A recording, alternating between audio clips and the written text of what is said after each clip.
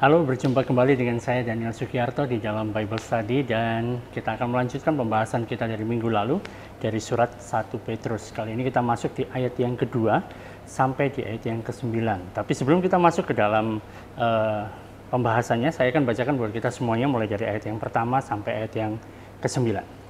Dari Petrus, Rasul Yesus Kristus, kepada orang-orang pendatang yang tersebar di Pontus, Galatia, Kapadokia, Asia Kecil, dan Bitinia, yaitu orang-orang yang dipilih sesuai dengan rencana Allah Bapa kita dan yang dikuduskan oleh Roh supaya taat kepada Yesus Kristus dan menerima percikan darahnya. Kiranya kasih karunia dan damai sejahtera makin melimpah atas kamu.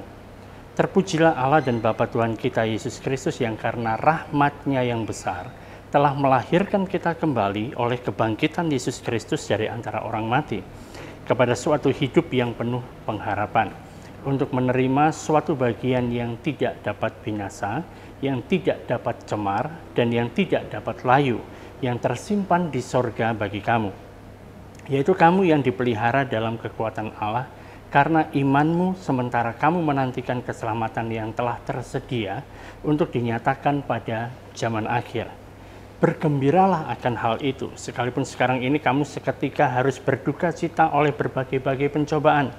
Maksud semuanya itu ialah untuk membuktikan kemurnian imanmu yang jauh lebih tinggi nilainya daripada emas yang fana, yang diuji kemurniannya dengan api, sehingga kamu memperoleh puji-pujian dan kemuliaan dan kehormatan pada hari Yesus Kristus menyatakan dirinya.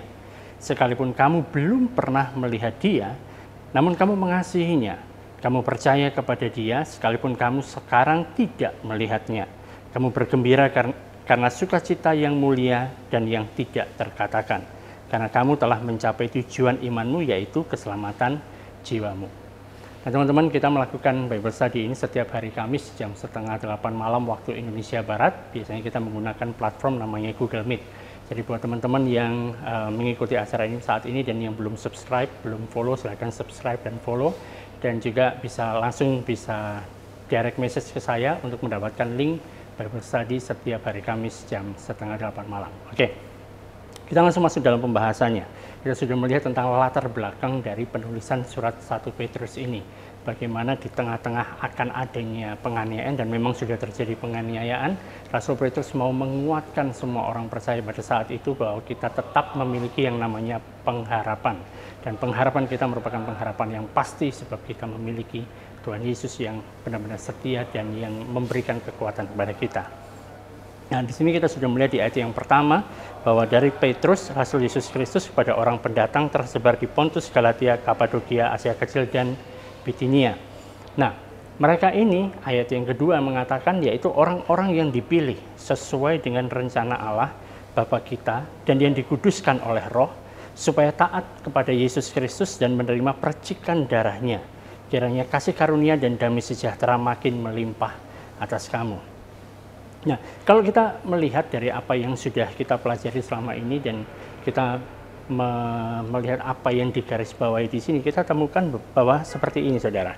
Ada yang membuat bahwa orang percaya, orang Kristen itu berbeda dari orang-orang yang lainnya. Kenapa? Karena di sini kita perhatikan dari ayat 1 dan ayat yang kedua mengatakan bahwa kita ini sebagai orang percaya, yang pertama kita dipilih langsung oleh Allah. Allah memilih kita. Yang kedua adalah kita sebagai orang percaya, kita dikuduskan oleh Roh Kudus. Dan yang berikutnya adalah kita juga menerima yang namanya percikan darah Kristus. Ini hal yang unik yang nggak dimiliki oleh yang lainnya. Hanya dimiliki oleh kita sebagai orang percaya. Dan Petrus mengatakan, inilah sebabnya bahwa kita menjadi orang percaya. Inilah sebabnya kita orang-orang Kristen, orang-orang percaya menjadi orang-orang pendatang. Kita memang ada di dalam dunia, tetapi kita bukan berasal dari dunia ini. Karena itu kita seakan-akan orang asing berada di dunia ini. Mengapa demikian? Karena kita dipilih oleh Allah. Dan kalau kita mengetahui kan, ada satu bangsa yang menjadi bangsa pilihan Allah, yaitu bangsa Israel. Dan gara-gara dia dipilih oleh Allah, itu yang membuat mereka ini menjadi satu bangsa yang berbeda. Gitu. Dianggap satu bangsa yang paling banyak dimusuhi oleh bangsa-bangsa lainnya. Jadi ini hasil dari pilihan. Sebab kita adalah orang pilihan Allah. Sama seperti mereka, sama seperti orang-orang Israel, bangsa Israel, kita juga menjadi orang-orang pilihan Allah. Dan kalau bicara tentang seperti ini, kita bicara tentang yang namanya predestinasi, ya kan? Dan seringkali waktu kita bicara-bicara, terus muncul dengan istilah yang namanya predestinasi, kemudian banyak sekali perdebatan tentang predestinasi. Tapi sebenarnya pemilihan Allah yang sudah Dia lakukan sebelumnya ini merupakan suatu hal yang indah sebenarnya bagi kita sebagai orang percaya. Sebab mungkin kita mengatakan begini, pada awal aku menjadi orang percaya, di dalam perjalanan kita sebagai orang Kristen, kita tidak menyadari bahwa kita sebenarnya sudah dipilih sejak awalnya. Kita berpikir bahwa aku yang sudah memilih Tuhan, aku yang memilih untuk percaya kepada Yesus, aku yang memilih untuk aku menyerahkan diriku, menyerahkan hidupku kepada Kristus. Tapi sebenarnya kalau kita melihat di balik itu semuanya, Yesuslah yang memilih kita, Allah yang telah memilih kita. Dan pengambilan keputusan di mana kita mau menerima Yesus sebagai Tuhan dan Juru Selamat kita, itu merupakan respon dari tuntunannya yang diberikan dalam kehidupan kita melalui Roh Kudus. Jadi Allah yang memilih saudara dan saya, Dia yang memilih kita. Dan oleh karena itu harusnya kita sebagai orang percaya, kita mengucap syukur kepada Allah bahwa Allah telah memilih kita satu persatu. Itu merupakan suatu hal yang indah. Nah, jadi keputusan untuk memilih kita itu adalah keputusan dari Allah Bapa. Dan Allah memilih kita untuk bisa menjadi bagian dari keluarganya. Nah, seringkali saat orang yang belum percaya, waktu mereka bicara tentang predestinasi, mereka berpikir bahwa kalau predestinasi, mereka terlalu mengagung-agungkan yang namanya kehendak bebas dari manusia. Jadi kalau aku nggak mau ya nggak bisa dipaksa gitu kan. Jadi Allah seakan-akan tidak punya kehendak bebas. Tapi jangan lupa bahwa Allah adalah pribadi yang jauh lebih tinggi daripada kita. Dia juga yang punya namanya kehendak bebas dan Dia memiliki kehendak untuk memilih kita. Jadi itu merupakan kehendak bebasnya Allah gitu. Kita nggak bisa mengatakan bahwa kehendak bebas hanya dimiliki oleh manusia saja. Oleh karena itu Allah telah memilih saudara dan saya menjadi bagian dari keluarganya. Jadi itu adalah hal pertama yang membuat kita berbeda dengan yang lainnya. Karena kita ini adalah orang-orang yang memang dipilih oleh Allah secara langsung. Dan hal ini sebenarnya pilihan yang diberikan Allah kepada kita bukan karena kita ini hebat. Ya kan? Bukan karena kita ini lebih daripada orang-orang yang lain, tidak. Tapi justru karena kita dipilih oleh Allah, harusnya kita bersyukur kepada Dia. Nah, lalu bagaimana pilihan Allah itu bisa menjadi suatu hal yang nyata di dalam kehidupan kita? Nah, hal ini menjadi nyata di dalam kehidupan kita karena adanya karya dari Roh Kudus dalam hidup kita. Sebab Roh Kudus itu yang menguduskan kita. Artinya apa? Dipisahkan. Roh Kudus yang memisahkan kita dari dunia. Jadi saat kita membuat yang namanya pilihan untuk menerima Yesus Kristus, itu bisa menjadi nyata. Sebab Roh Kudus sudah mengarahkan kita, membuat kita menjadi terpisah, memilih kita, memisahkan dari yang lain. Pada saat kita taat kepada Yesus dan kita menerima percikan dari darahnya. Oleh karena itu, ada yang namanya kasih karunia. Ada yang namanya damai sejahtera yang semakin melimpah di dalam kehidupan kita. Nah, karena ini sudah kita terima, sebab itu ayat yang ketiga mengatakan, terpujilah Allah dan Bapa Tuhan kita Yesus Kristus, yang karena rahmat-Nya yang besar telah melahirkan kita kembali oleh kebangkitan Yesus Kristus dari antara orang mati kepada suatu hidup yang penuh pengharapan. Kenapa di sini dikatakan bahwa kita punya hidup yang penuh pengharapan? Karena seringkali waktu kita melihat kehidupan kita sehari-hari, kita melihat berbagai macam masalah yang bertubi-tubi datang dalam kehidupan kita, seakan-akan tidak ada pengharapan. Tetapi di sini firman Tuhan mengatakan dengan jelas bahwa kita memiliki hidup yang penuh dengan pengharapan. Mengapa demikian? Karena kita memiliki warisan yang kita terima pada saat kita mati. Jadi ini merupakan suatu hal yang aneh, yang berbeda dengan dunia ya. Orang biasa nih menerima warisan itu kalau ada orang lain yang mati. Misalnya orang tua kita atau saudara kita yang kemudian mewariskan hartanya kepada kita. Saat dia meninggal, maka kita menerima warisan itu. Tetapi kan, sebagai orang percaya justru kita menerima warisan itu pada saat kita mati. Dan kita dipersiapkan untuk itu. Ayat yang keempat, untuk menerima suatu bagian yang tidak dapat binasa, yang tidak dapat cemar dan yang tidak dapat layu, yang tersimpan di sorga bagi kamu. Jadi tidak hanya warisan itu telah dipersiapkan dan disimpan di sorga bagi kita, tapi kita juga dipelihara supaya kita bisa menikmati warisan tersebut.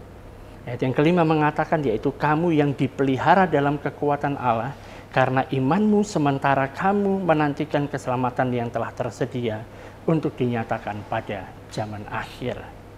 Jadi itulah kenapa di ayat yang ketiga tadi dikatakan bahwa kita itu memuji Allah dan Bapa kita, Bapa Tuhan kita Yesus Kristus, yang karena rahmatnya yang besar, anugerahnya yang besar, melahirkan kita kembali oleh karena kebangkitan Yesus Kristus dari antara orang mati. Kita masuk ke dalam satu kehidupan yang penuh dengan pengharapan. Berikutnya, hal yang harusnya membuat kita juga mengucap syukur karena kita mendapatkan satu berkat yang seperti ini adalah pada saat kita masuk dalam berbagai macam pencobaan. Nah, ini kedengarannya memang suatu hal yang aneh. Kenapa kita harus bersyukur pada waktu kita masuk di dalam pencobaan? Bukankah itu merupakan hal yang nggak enak kalau kita mengalami yang namanya pencobaan? Kalau kita mengalami yang namanya penganiayaan itu bukan suatu hal yang enak. Tapi di sini dikatakan bergembiralah.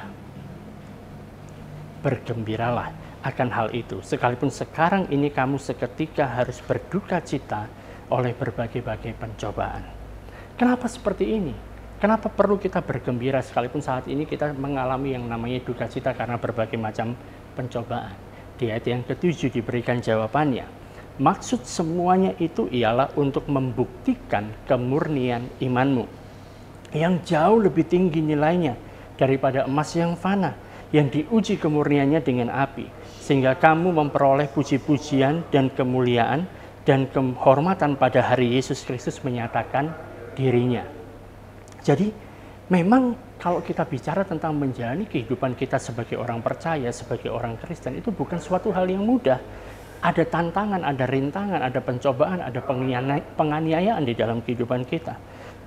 Oleh karena itu kan, jangan pernah kita percaya saat ada orang yang datang kepada kita dan mereka mengatakan, pokoknya kamu percaya sama Yesus, karena kalau kamu percaya sama Yesus maka semua permasalahanmu itu selesai. Enggak seperti itu, saudara. Itu tidak benar. Justru sebaliknya, saat kita percaya kepada Yesus, permasalahan kita itu baru dimulai. Sebab Yesus sendiri mengatakan bahwa di dunia ini kita akan mengalami yang namanya penganiayaan. Namun kita nggak perlu takut sebab Dia telah mengalahkan dunia ini. Jadi akan ada masa-masa di mana iman kita diuji, di mana kepercayaan kita diuji, sampai satu batas di mana kita mulai mempertanyakan apa yang kita percayai. Seakan-akan kita berkata, kalau seperti ini, apakah aku masih mau terus percaya kepada Yesus? Tetapi di sini Rasul Petrus mengatakan dengan jelas bahwa ujian iman ini merupakan satu hal yang sangat penting. Sebab dari sana itu membuktikan kemurnian iman kita. Dan kemurnian iman ini disamakan seperti emas. Kalau kita mau memurnikan emas, emas itu dimurnikan dengan api. Sehingga segala sesuatu yang tidak murni itu bisa terpisah. Sehingga ditemukan emas yang murni. Jadi kalau kita memiliki iman yang kuat, dan itu karena iman kita mengalami yang namanya ujian demi ujian, mengalami pencobaan demi pencobaan, sehingga saat kita melewati semuanya itu kita punya iman yang murni, dan kita memperoleh puji-pujian dan kemuliaan, serta kehormatan pada hari Yesus Kristus menyatakan dirinya. Jadi dari sini kita bisa melihat bahwa kita memiliki pengharapan. Pengharapan kita dibangun atas kebangkitan Yesus yang telah terjadi di masa lalu. Dan iman kita bergantung kepada kedatangan Kristus di masa yang akan datang. Nah, di antara itu ada tengah-tengahnya. Di antara yang lalu dan yang akan datang ada pada masa kini. Yaitu di masa kini kita memiliki kasih yang berdasar pada hubungan kita dengan Kristus sekarang ini, pada masa sekarang ini. Jadi saat kita bicara tentang Yesus, bukan hanya bicara tentang yang masa lalu, bukan hanya bicara tentang yang di masa yang akan datang, tapi juga di dalam kehidupan kita saat ini, sekarang ini, masa sekarang ini. Kita memiliki kasih terhadap Yesus yang apa? Ayat 8 mengatakan, sekalipun kamu belum pernah melihat Dia, namun kamu mengasihinya. Kamu percaya kepada Dia sekalipun kamu sekarang tidak melihatnya. Kamu bergembira karena sukacita yang mulia yang tidak terkatakan. Bayangkan. Di sini dikatakan bahwa kita mengasihi Dia sekalipun kita belum pernah melihat Dia. Bagaimana kita bisa mengasihi seseorang yang tidak pernah kita lihat? Ini merupakan suatu hal yang kalau mungkin kita pikirkan, gimana ya aku bisa mengasihi orang yang nggak pernah aku lihat. Tetapi ini yang terjadi. Kita mengasihi dia karena segala hal yang sudah dia lakukan bagi kita. Maka muncul kasih itu dalam kehidupan kita karena kita tahu betapa baiknya dia di dalam kehidupan kita. Kita bisa percaya kepadanya sekalipun kita sekarang belum melihat dia. Tapi suatu hari nanti kita akan melihat dia muka dengan muka. Jadi ini sama seperti yang dikatakan Petrus pada waktu dia bicara kepada Thomas. Bahwa berbahagialah atau diberkatilah orang-orang yang tidak melihat namun percaya. Itulah saudara dan saya. Kita belum pernah melihat Yesus, namun kita percaya kepada dia. Oleh karena ada satu kasih yang begitu besar. Ada hubungan yang begitu erat dengan Yesus Kristus pada masa kehidupan kita sekarang ini. Dan ini merupakan satu kasih yang nggak bisa dipatahkan. Ini merupakan satu kasih yang akan tetap tinggal. Sebab itu ada kegembiraan. Sebab itu bisa ada sukacita yang mulia yang tidak terkatakan. Karena kita memiliki kasih ini. Sehingga di sini dikatakan terpujilah Allah Bapa dan Tuhan kita Yesus Kristus. Karena kebangkitannya di masa lalu memberikan hidup yang penuh pengharapan kepada kita. Saat bicara tentang kedatangannya kembali di masa yang akan datang, itu yang membuat iman kita bisa teguh. Kita berpegang kepada iman kita. Sekalipun kita mengalami berbagai-bagai pencobaan. Dan di dalam hubungan kita dengan dia pada masa sekarang ini, kita dipenuhi dengan kasih yang tidak terkatakan. Kasih yang penuh dengan kegembiraan, penuh dengan sukacita yang mulia. Dan hasil dari semuanya ini, saat kita menerima semuanya ini adalah bicara tentang keselamatan jiwa kita. Yang ke-9, karena kamu telah mencapai tujuan imanmu, yaitu keselamatan jiwamu.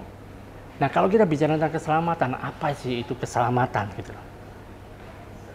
Keselamatan itu bagaikan seperti ini. Dalam bahasa Inggrisnya itu berarti salvage atau artinya mengambil sesuatu, menyelamatkan sesuatu. Sesuatu yang dianggap tidak ada gunanya, yang nggak ada nilainya, diambil, diselamatkan, dan dijadikan berguna. Jadi pada saat Allah melihat dunia, dia melihat bahwa segala sesuatunya sudah kacau, sudah hancur oleh karena adanya dosa. Dan manusia mengambil langkah mereka sendiri. Tetapi dia mau untuk salvage. Dia mau untuk mengambil, menyelamatkan manusia. Manusia-manusia yang sebenarnya tidak berguna. Tapi manusia itu diambil oleh Allah. Karena Allah mengatakan manusia yang aku ciptakan yang harusnya punya hubungan dengan aku, tapi kemudian mereka mau meninggalkan aku, mengikuti jalannya sendiri. Mereka menjadi orang-orang yang tidak berguna. Aku tetap mengasihi mereka dan aku mau menyelamatkan mereka. Aku mau berikan pengharapan baru pada mereka. Aku mau berikan iman yang baru kepada mereka dan juga aku mau memberikan kasih yang baru bagi mereka. Dan aku mau menjadikan mereka dari yang tidak punya arti itu menjadi berguna. Yang tidak berarti menjadi berarti, yang tidak berguna menjadi penuh arti berguna bagi Allah dan bagi kehidupan kita semuanya dan orang-orang yang ada di sekitar kita. Jadi dari sini kita bisa belajar bahwa kita tetap punya yang namanya pengharapan, kita punya iman dan juga kita punya kasih. Pengharapan dibangun di atas kebangkitan Kristus yang sudah terjadi di masa lalu. Iman kita berpegang bahwa pada suatu hari nanti Yesus akan datang kembali menjemput kita. Dan kita akan masuk di dalam kemuliaannya. Sementara itu, waktu kita menantikan dia datang, kita hidup di dalam kasih. Sebab kita punya kehidupan yang harmonis bersama dengan Yesus. Dia menyertai kita, tidak pernah meninggalkan kita, dan dia yang memampukan kita melakukan perkara yang dahsyat di tengah-tengah segala macam pencobaan dan rintangan permasalahan yang kita hadapi di dunia ini. Tuhan Yesus memberkati.